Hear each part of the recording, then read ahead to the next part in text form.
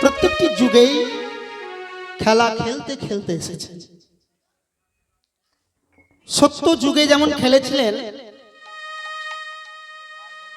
চারটি রূপের খেলা খেলেছিলেন সত্য যুগে: বাসুদেব, সংকর্ষণ, প্রদ্যুম্ন ও অনিরুদ্ধ। সেই সত্য যুগে খেলতে খেলতে আবার ত্রেতা যুগে এলেন চারটি রূপ ধারণ করে: শ্রীরামচন্দ্র, ভরত, লক্ষ্মণ ও শত্রুঘ্ন। ত্রেতাতেও খেললেন। ত্রেতাতে খেলে মনে মনে করলেন, এবার একটু আমি সখ্য প্রেম আমার মনে ডাকে, সখাদের নিয়ে খেলবেন। তাই তিনি এলেন সেই ব্রজধামে। ব্রজধামের খেলা সেই দাপর যুগে ভগবান শ্রীকৃষ্ণ 24 জনকে সঙ্গ করলেন। সেই 24 জন খেলতে আরম্ভ করেছেন। বাবা 24 জন সখা ছিলেন সেই ভগবানের ব্রজলীলায়। শ্রীদাম, সুদাম, দাম, বসুদাম, প্রথমঙ্গল, এই যে আরো ইত্যাদি যে সখা, তারা এসেছেন সেই ব্রজধামে। সেই ব্রজধামের খেলা মেতেছিলেন। ব্রজধামে খেলতে খেলতে আবার মনে বড় আশা করলেন। আবার মনে বড় আশা করলেন সেই সমস্ত সখাদেরকে নিয়ে, সেই সমস্ত সখাদের নিয়ে এই কলিযুগে এসে আবার খেলা আরম্ভ করলেন। ব্রজধামে যেমন গোষ্ঠীর মাঠে খেলা করেছিলেন, শ্রীরাম, সুদাম, দাম, বসুদাম, মধুমঙ্গল সবাইকে নিয়ে যেমন গোষ্ঠীর মাঠে খেলা করেছিলেন, সেই তাদিকেই নিয়েই আবার এলেন এই কলিযুগে। কলিযুগে এলেন, কলিযুগে এসে এই খেলা আরম্ভ করেছে। তখন তো ছিল বাবা গরু চড়া। গৌর হরির তখন খেলা কি ছিল? এখন যেমন গৌর হরি, তখন আমাদের ব্রজধামে কে ছিলেন না? ব্রজ রাখাল আমাদের শ্রী গোবিন্দ। সেই গোবিন্দ যেমন আমাদের নবলক্ষ ধেনুকে চড়িয়েছিলেন। নবলক্ষ ধেনু 100 হাজারে হয় 9 লক্ষ। সেই সংখ্যাকে দিয়ে বললেন না, বললেন নবলক্ষ, মানে জীবে 9টা লক্ষ, নবলক্ষ। প্রত্যেকটি জীবেই জীবকে শিক্ষা দিতে দিতে এসেছেন সেই নবলক্ষ, সেই 9টা লক্ষ জীবে ব্রজের যে প্রেম, যে ব্রজের নবদিতা ভক্তি দিয়ে যে ভগবানকে, যে যেমন ভাবে যে ভক্তি দিয়ে ভগবানকে লাভ করতেন, সেই নববিধা ভক্তি, সেই 9টাই আমাদের লক্ষ্য। সেই নবলক্ষ আমাদের মতো অধমকে আবার গৌর হরি চড়াতে আরম্ভ করলেন। কি করে না? তিনি যেমন ব্রজধামে খেলতেন তেমনি ভাবে খেলতে আরম্ভ করলেন। কি খেললেন না? হরি নামের খেলা। যে খেলায় কোনো হার নেই গো, যে খেলায় হেরে যাবার কোনো ভয় নেই, সেই খেলা আমার গৌর হরি করতে লাগলেন। কি না? হরি নামের খেলা। তাই গৌর সুন্দর আমার সুরধ্বনির তীরে সকল সহচর গণকে নিয়ে হরিনামের খেলায় মেতে উঠলেন। তাই খেলয়ে খেলয়ে বিনোদ খেলা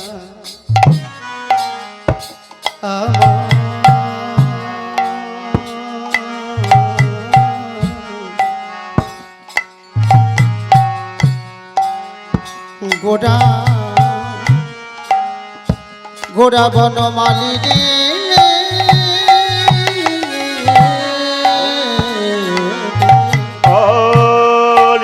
খেলা দেবী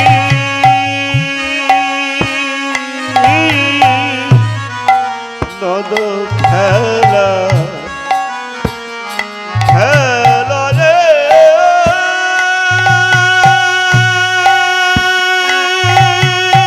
আমার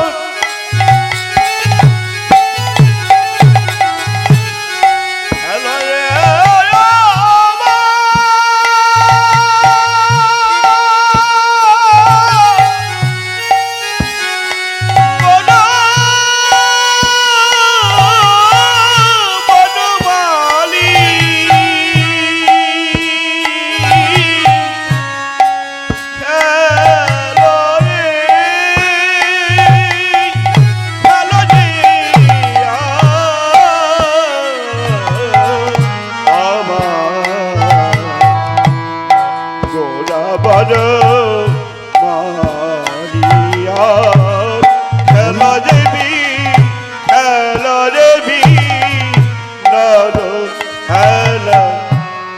গোরা বনমালী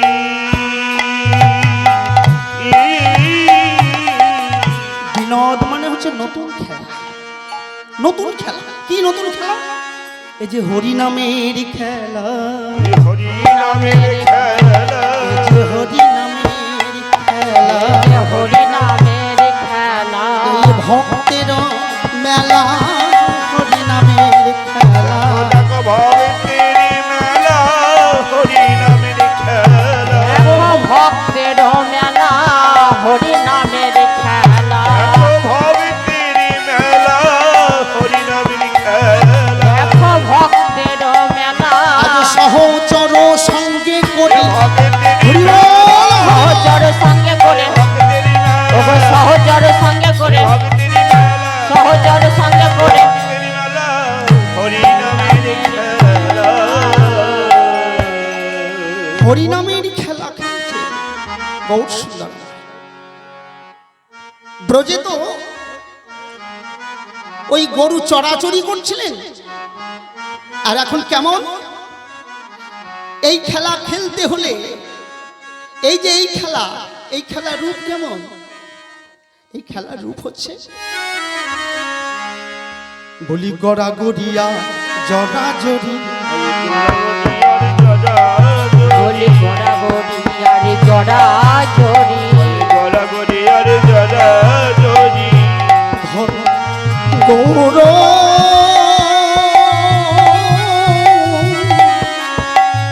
ওই যে মতে গৌর হরি ধরা ধরি আর জরা ধরি, গৌর হরি গড়া গড়ি আর জড়া জড়ি, ওই যে মতে গৌর হরি ধরা ধরি আর জরা জরি, আরে ওই যে বনে গৌর হরি ধরা ধরি আর জড়া জড়ি, বলি ওই মোদের গৌর হরি জড়া জড়ি আর গড়া গড়ি, এমন খেলা কোথায় ছিল, এমন খেলা কোথায় ছিল, এমন খেলা কোথায় ছিল, এমন খেলা কোথায় ছিল, ধরা ধরি আর জড়া জড়ি এমন খেলা কোথায় ছিল, ধরা ধরি আর জড়া জড়ি, বলি ওই যে মোদের গৌর হরি হরি বল হরি বল। জড়া জড়ি, ওই যে মোদের গৌর হরি জড়া ধরি আর জড়া জড়ি, এমন খেলা কোথায় ছিল। এই খেলায় একবার মেতে উঠলে বাবা, এই হরিনামের খেলায় একবার মেতে উঠলে তার দিক বিদিক জ্ঞান শূন্য হয়ে যায়। এই জ্ঞান শূন্য হয়ে কি করে জানেন? এই হরিনামের খেলা, যারা প্রকৃত হরিনামের খেলা খেলছে, এই খেলায় কি হয়? এই হরিনামের খেলায় কি হয়? না পিতা ধরে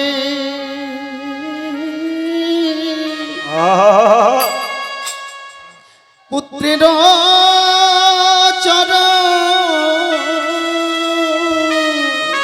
পিতা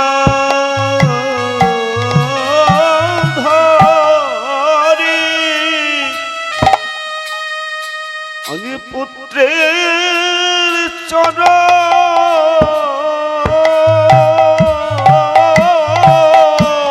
পিতা ধরে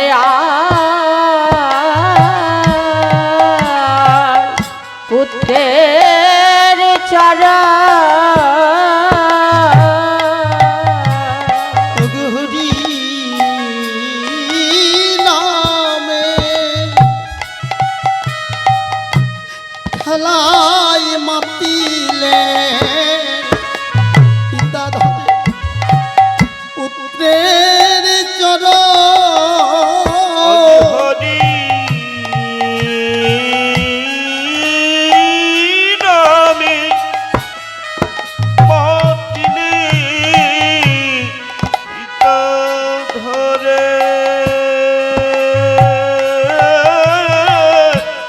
পুত্রের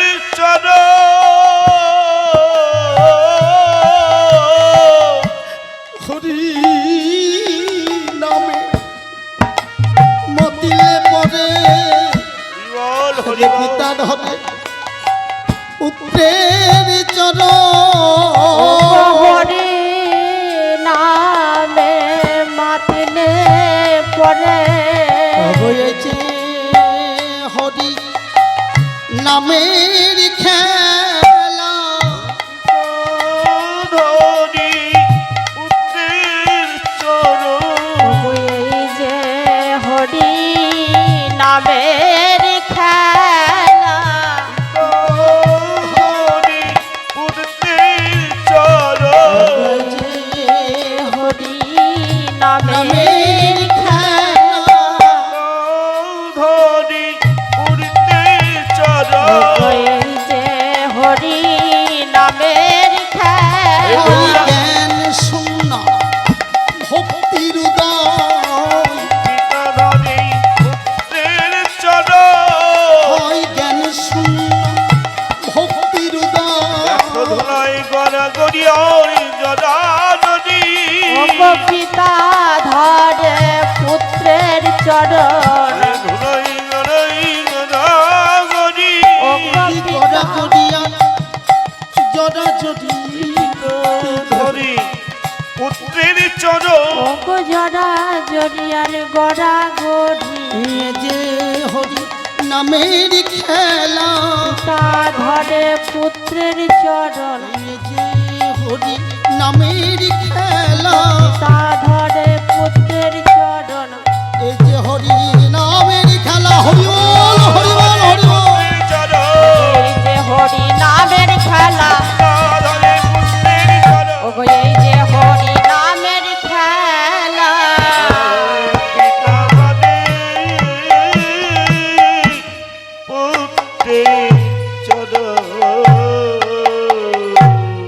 এই হরি নামের খেলা এই খেলায় কেউ হারে না গো এই খেলায় সবাই জিতে যায় সব সময় জিতে যায় এই খেলা খেললে পরে হারবে না এই খেলা যাদের মধ্যে যাদের অন্তরে একবার জেগে উঠেছে সে কোনোদিন ভুলতে পারে না হরিদাসকে যখন এত মারছে 22টে বাজারে বেত্রাঘাত করছে সেই হরিদাসকে বলছে হরিনাম ছাড় এই হরিনাম ছেড়ে দে হরিনাম ছাড় না বলছে জানো হরিনামকে আমি ছাড়তে চেষ্টা করি মনে করি ছেড়ে দেব কিন্তু হরিনাম আমার ছাড়ে না গো হরিনাম ছাড়ে না গো হরি নাম আমার ছাড়ে না গো আমি মনে করি ছেড়ে দেব কিন্তু হরিনাম আমার ছাড়ে না গো আমি মনে করি হরিনাম ছেড়ে দেব হরিনাম আমায় ছাড়ে যে একবার হরি ছাড়া থাকতে নারী, যদি আমার প্রাণ যায় বাহি,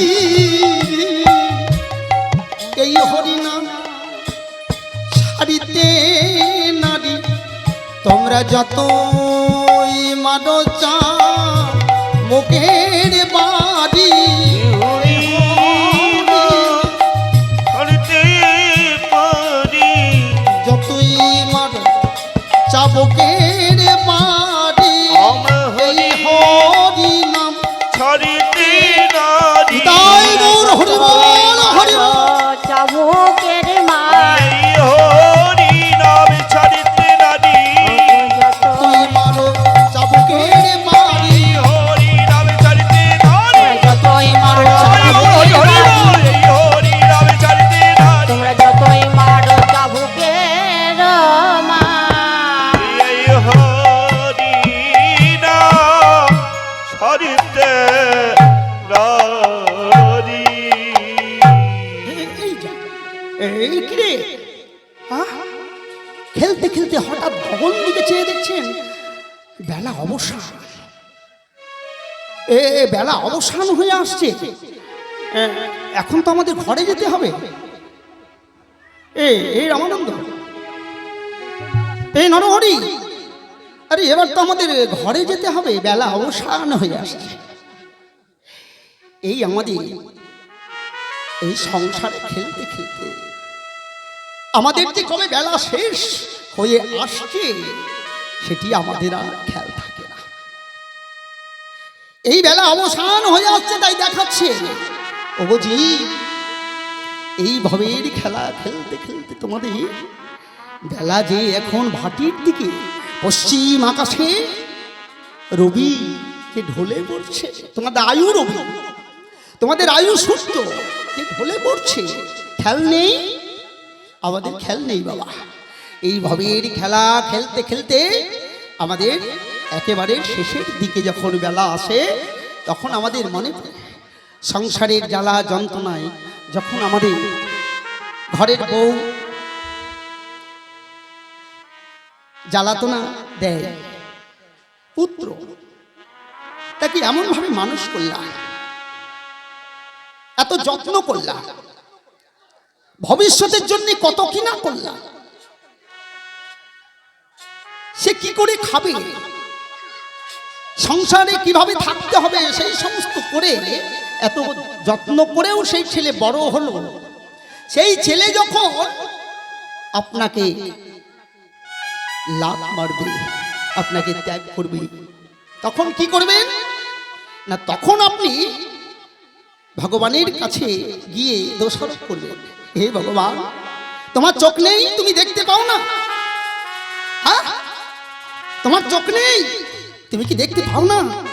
হ্যাঁ, তোমাকে এত ডাকলাম, এত তোমার পুজো করছি,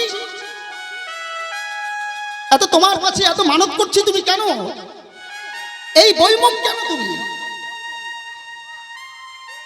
ভগবানের কাছে সেই সময় আমরা বলি, সেই সময় বলি, কিন্তু কতটুকু পুজো করেছি, কিভাবে পুজো করতে হয়, কিভাবে ভগবানের পূজা অর্চনা করতে হয়, আমরা সেটুকু জানি না। জীবের করণীয় কি সেটু আমরা জানি না গো। জীবের করণীয় কি? আমরা মাটির দেবতাকে নিয়ে মেতে উঠি। মাটির দেবতা কথা বলবে? সারাদিন চিৎকার করলেও সেই মাটির দেবতা, সেই পাথরের দেবতা কিন্তু কথা বলবে না। কথা বলবে কে? এই যে রক্তে মাংসের যে মানুষ,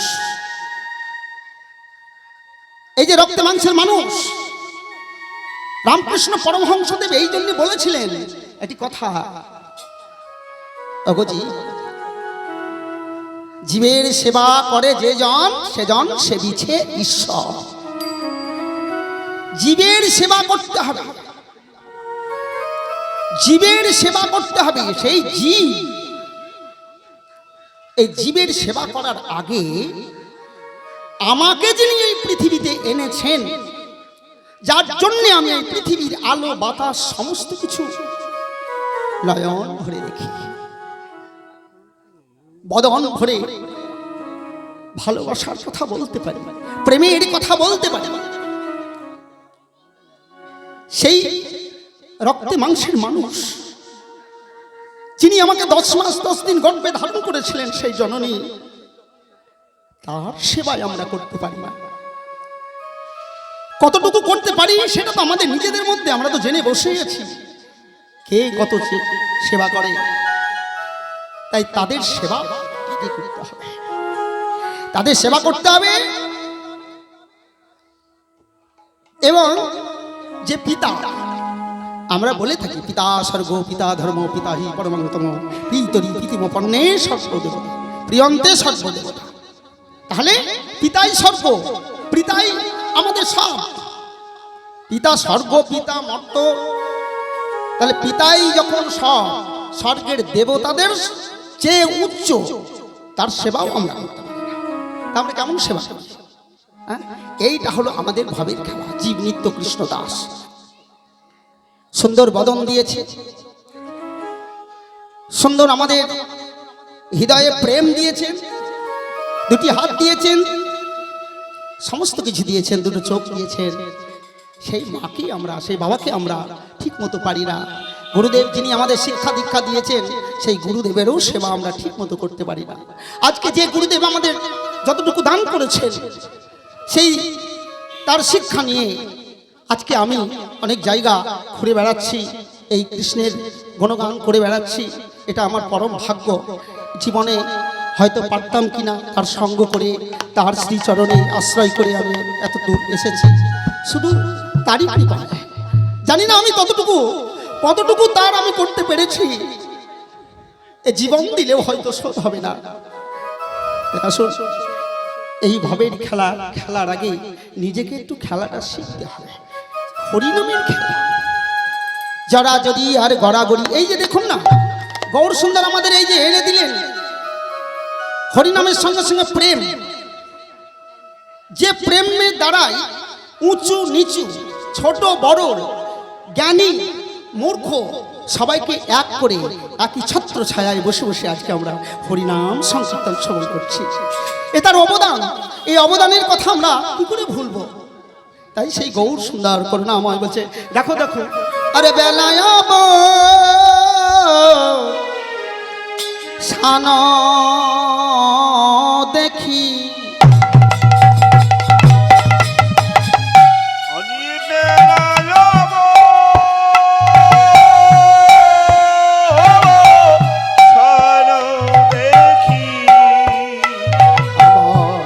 ঘরেতে চলিলাম রে, হরি বেলা যাব সালো দেখি, আরে ঘরেতে চলিলা,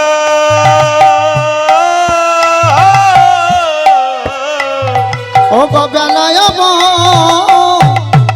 সান হে দি, ঘরেতে চলিল রে, বেলায়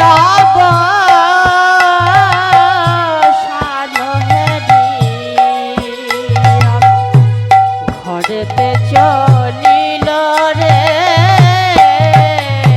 আর জননী চরণে আসি, হরি জননী চরণে আসি, জননী চরণে আসি, হরি জননী চরণে আসি, প্রণাম করিল, জননী চরণে আসি, প্রণাম করিল গো, প্রণাম করিল। আশীর্বাদ কর মা গো, মায়া আশীর্বাদ করো মা, আমায় আশীর্বাদ কর মাগো, এই আশীর্বাদ করো মা গো, আজ প্রণমিয়া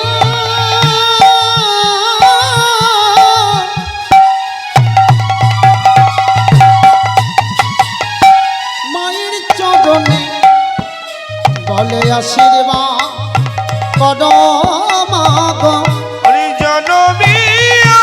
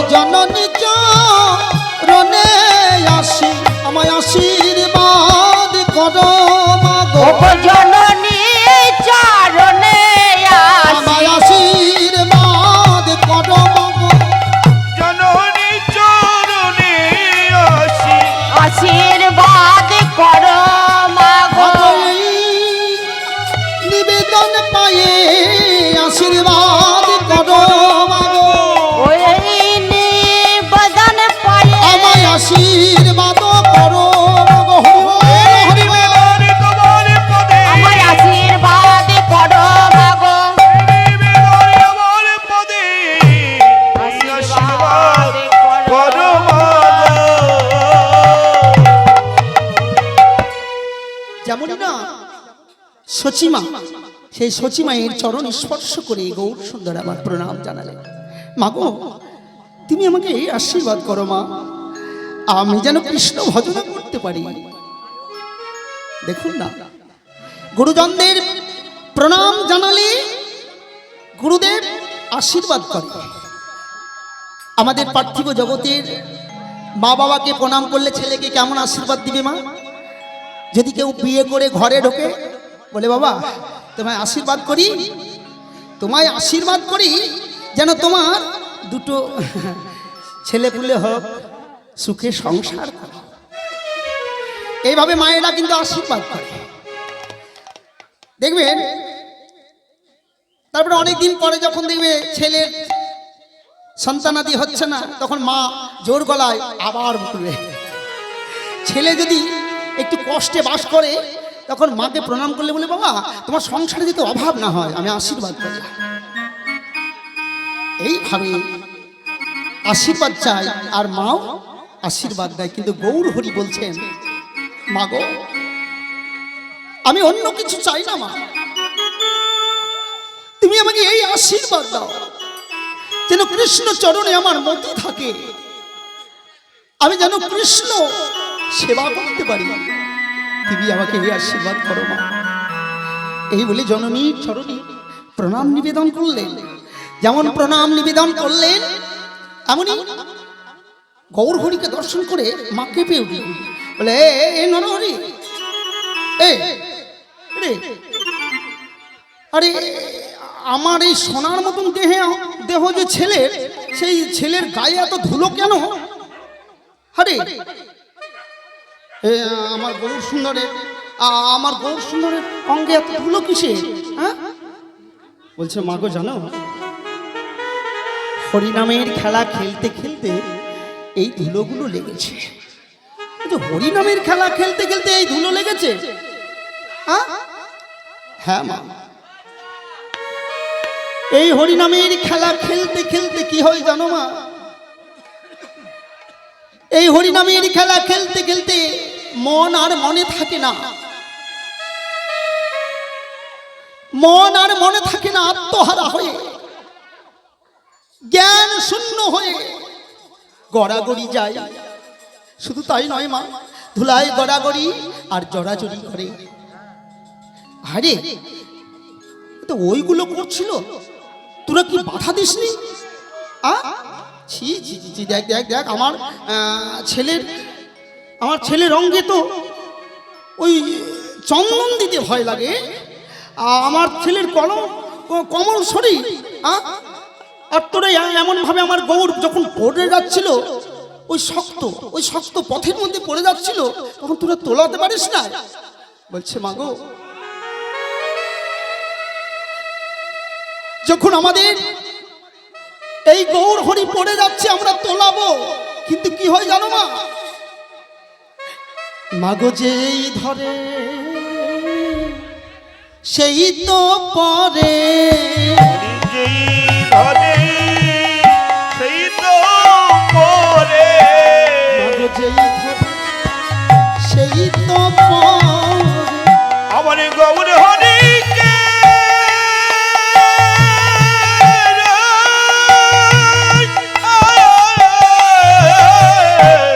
যে ধরে সেই তো পরে।